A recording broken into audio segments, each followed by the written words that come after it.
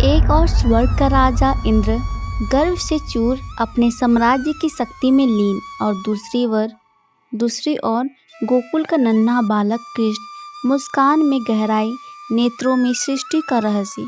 यह कथा है घमंड और भक्ति की ताकत और प्रेम की और अंततः ईश्वर के विराट स्वरूप की।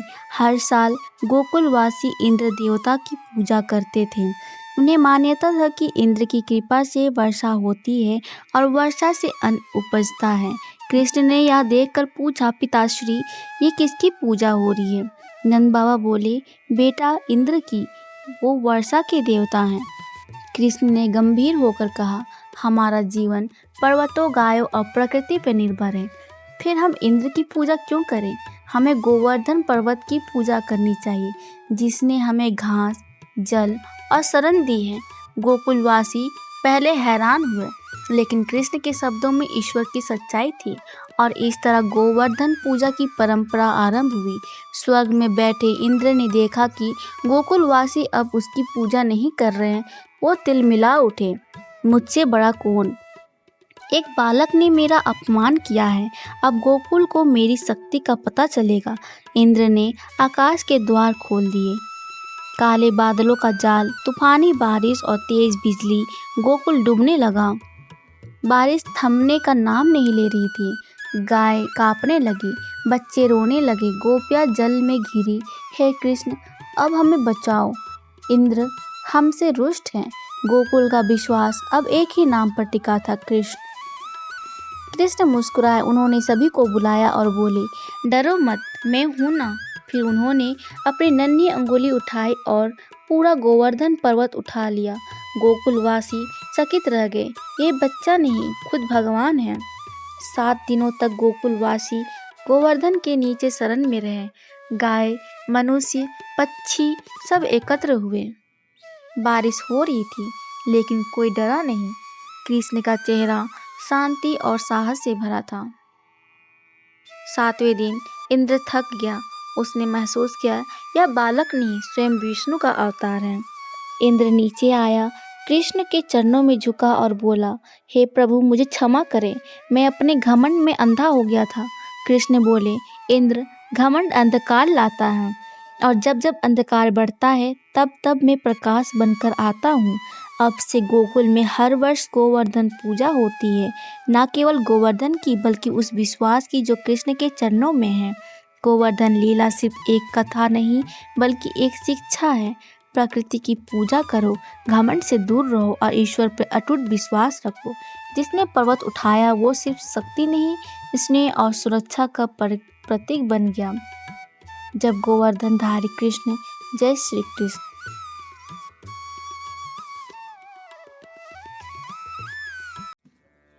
कृष्ण से प्रेम करना सरल है, पर गोपियों जैसा प्रेम करना वो जीवन भर की भक्ति बन जाती है, जहाँ प्रेम में ना कोई अधिकार हो, ना अपेक्षा, बस समर्पण हो।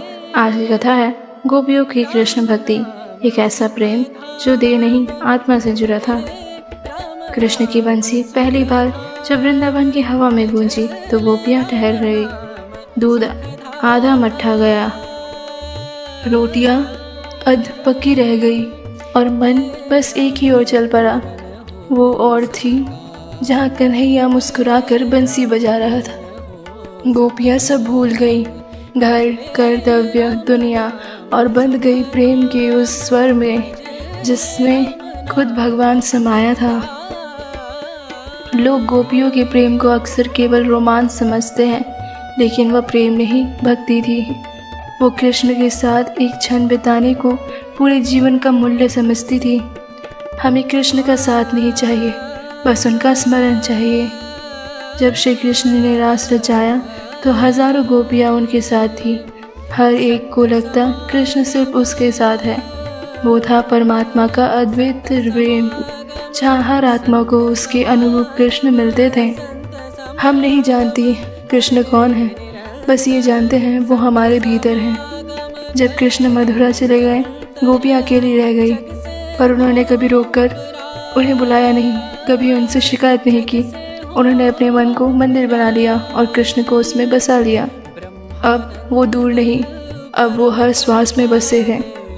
जहाँ गोपियाँ भक्ति थी, जहाँ राधा भक्ति का शिखर थी। उन्होंने कृष्ण से कुछ मांगा नहीं, न विवाह, न वचन, न साथ। मैं कृष्ण को नहीं चाहती, मैं कृष्ण में ही विलीन होना चाहती हूँ। एक बार द्वारका में कृष्ण से पूछा गया, आपकी सबसे प्रिय कौन है, जो मुझे भुलाकर भी हर क्षण मुझे याद रखे? वो है गोपियाँ। उनकी भक्ति ने मुझे बांध दिया है। गोपियाँ ने हमें सिखाया, भक्ति में वाणी नहीं होती, भक्ति में मौन होता है। भक्ति मांगती नहीं, बस समर्पण करती है। और सच्चा प्रेम वो है जो भगवान को भी अपने आगे झुका दे। आज भी वृंदावन की हवा गोपियों की भक्ति से महकती है। हर मंदिर में, हर भक्त की आंखों में, हर बांसुरी की धुन में गोपियों की वही भक्ति गूंजती है, निर्मल, निष्कलंक और अनंत। जब जब धरती पर अधर्म बढ़ा, जब जब मासूमों पर अत्याचार हुआ, तब तब भगवान ने अवतार लिया। श्री कृष्ण का जीवन सिर्फ प्रेम और लीला नहीं था, वो थे एक योद्धा जिन्होंने बचपन में ही राक्षसों से सामना किया और हर बार धर्म की जीत कर दिखाई। आज की कहानी है कृष्ण का राक्षसों से सामना। जब कृष्ण का जन्म हुआ, मथुरा का अत्याचारी राजा कंस डर गया। एक भविष्यवाणी ने कहा था, कंस तेरा अंत उसी की गोद में पल रहा है। कंस ने एक एक कर बालकों की हत्या शुरू कर दी। फिर भेजी राक्षसी पुतना सुंदर नारी का रूप लेकर गोकुल पहुंचे। गोद में उठाकर बाल कृष्ण को स्तनपान कराने लगी, पर उसके स्तनों पर था विष। लेकिन जैसे ही कृष्ण ने उसका स्पर्श किया, उसका असली रूप प्रकट हो गया। कृष्ण ने उसकी प्राणवायु खींच ली। पुतना गिर पड़ी, विशाल काय विकराल, पर श्री कृष्ण माँ यशोदा की गोद में मुस्कुरा रहे थे। एक दिन बाल कृष्ण को छाँव में सुलाया गया। उनके पास रखा गया था एक बड़ा सा लकड़ी का रथ, जिसमें छुपा था सक्तासुर नामक राक्षस। जैसे ही राक्षस ने कृष्ण को दबोचने की कोशिश की, कृष्ण ने अपने नन्हे पैर से झटका मारा। पूरा रथ हिल गया और राक्षस वहीं समाप्त हो गया। गोकुल के लोग हैरान थे, पर सब समझ चुके थे यह कोई साधारण बालक नहीं है। एक दिन यशोदा माँ बाल कृष्ण को झूले से झूला झुला रही थी। तभी आसमान से आया तूफानी राक्षस त्रिनाव्रत। वो आंधी बनकर कृष्ण को उठा ले गया। लाल लाल तू कहाँ गया? आकाश में त्रिनाव्रत उड़ रहा था, पर कृष्ण उसके गले से बंध चुके थे। जैसे जैसे वह ऊपर गया, कृष्ण का भार बढ़ता गया और अंत में राक्षस नीचे गिर पड़ा। कृष्ण शांत थे, धरती पर मुस्कुराते हुए। कृष्ण और बलराम अब गाय चढ़ाने लगे थे। तभी एक दिन एक सुंदर बछड़ा आया, पर वह असली नहीं था, वह था वत्सासुर। बलराम, यह बछड़ा कुछ अजीब है, और एक क्षण में कृष्ण ने उसे पकड़कर उठाया और वृक्ष से दे मारा। राक्षस वहीं ढेर हो गया। इसके बाद आया बकासुर, बड़ा सा बगुला बनकर कृष्ण को निगल गया। लेकिन जैसे ही कृष्ण ने अंदर से फन मारा, बकासुर ने उन्हें उगल दिया और कृष्ण ने उनका गला पकड़कर उसे नष्ट कर दिया। अब आया सबसे विकराल राक्षस, अघासुर, जिसने विशाल अजगर का रूप लिया। उसका मुंह इतना बड़ा था कि कृष्ण के सारे सखा उसमें चले गए। अब बहुत हो गया। वो खुद अघासुर के अंदर गए और वहीं से अपनी शक्ति प्रकट की। सांप का शरीर फट गया। सभी बालक सुरक्षित बाहर आए। गोकुलवासियों ने यह सब देखा और स्तब्ध रह गए। कृष्ण ने केवल राक्षसों को नहीं, देवताओं को भी उनके अहंकार का उत्तर दिया। गोवर्धन पर्वत उठाकर इंद्रदेव के अभियान को चूर चुके थे। लेकिन इससे पहले के वर्षों में राक्षस लगातार आते रहे। क्यों? क्योंकि कंस का आदेश था, कृष्ण को मारो, उसे हर हाल में रोको। पर राक्षस भूल गए, कृष्ण को मारना मतलब खुद अपने अंत को बुलाना। कृष्ण का यह बाल रूप हमें सिखाता है कि चाहे शत्रु कितना ही बड़ा क्यों ना हो, सच्चाई और विश्वास से उसे हराया जा सकता है।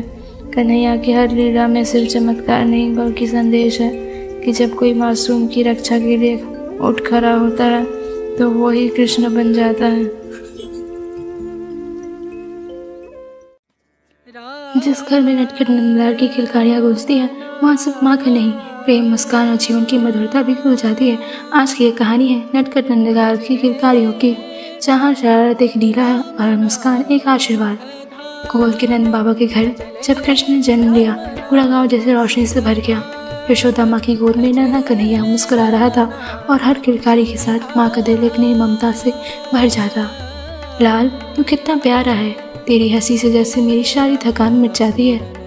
एक दिन कान्हा ने पहली बार रेंगना शुरू किया, बिल्कुल सीधा मटकी की ओर। अरे, माखन के लिए ही चलना सीखा तूने? कान्हा ने मटकी की ओर देखा, हाथ उठाए और मुस्कुरा कर, जैसे कह रहे हो अब मुझसे बचा कर दिखाओ। हर दिन गोपियाँ आती और शिकायतें करती, मैया तुम्हारा लाल तो हमारी मटकी तोड़ दे रहा है, गाय का दूध पी जाता है और भाग जाता है। आज तो उसे बांध कर रखूंगी। पर क्या कभी किसी ने भगवान को बांधा है? कान्हा हर बार मुस्कुराकर अपनी भोली आंखों से माँ का दिल जीत लेते। कृष्ण को गायों से बहुत प्रेम था। जब भी वह रंभाती, कृष्ण दौड़कर उनके पास चले जाते, बछड़े के साथ खेलते, गाय के नीचे बैठकर दूध पीते। कन्हैया, तू तो सबसे छोटा गोपाल बन गया। एक दिन गोपियाँ फिर से शिकायत लेकर आई, मैया तुम्हारे लाल ने मिट्टी खा ली है। कान्हा, मुँह खोल। जैसे ही कृष्ण ने मुँह खोला, यशोदा माँ ने उसमें पूरा ब्रह्मांड देख लिया, सूरज, चांद, तारे, आकाश, सागर, सब कुछ। पर अगले ही पल कान्हा की वही मासूम मुस्कान, जो भी है तू, मेरे लिए तू सिर्फ मेरा बच्चा है। एक दिन गोपियाँ नदी में स्नान कर रही थी।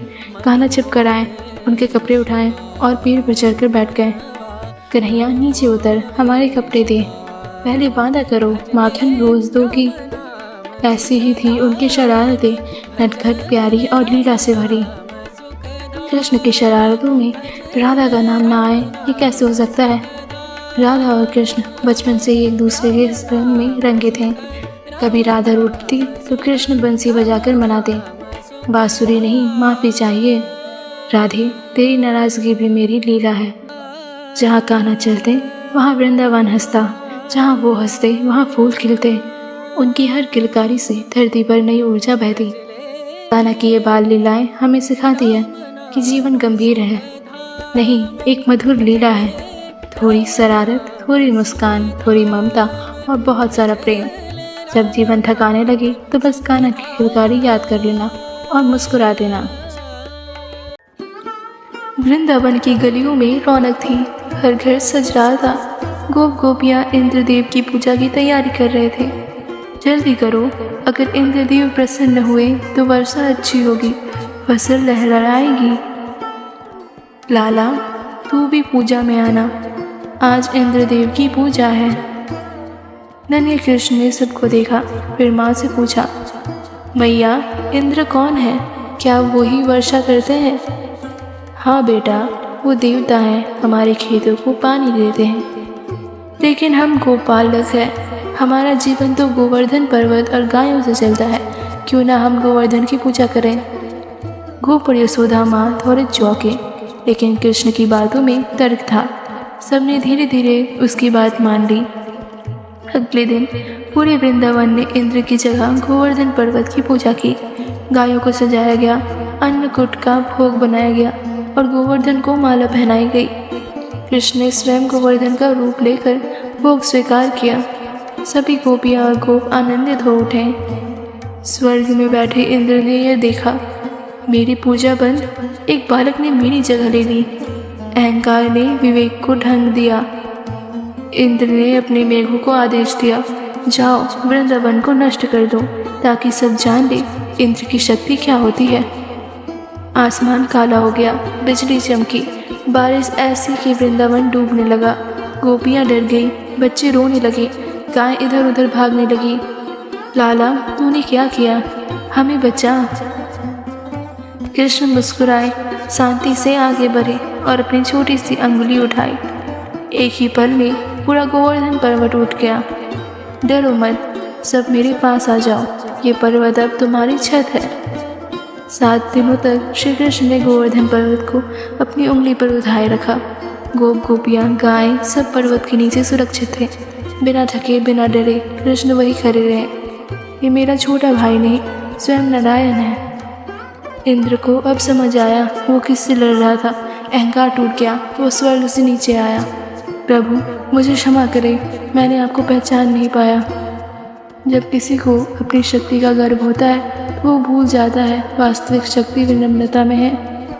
उस दिन से हर साल गोवर्धन पूजा मनाई जाती है, न सिर्फ पर्वत की पूजा बल्कि उस क्षण की स्मृति में जब ईश्वर ने अपनी उंगली से प्रेम और विश्वास की छत बनाई।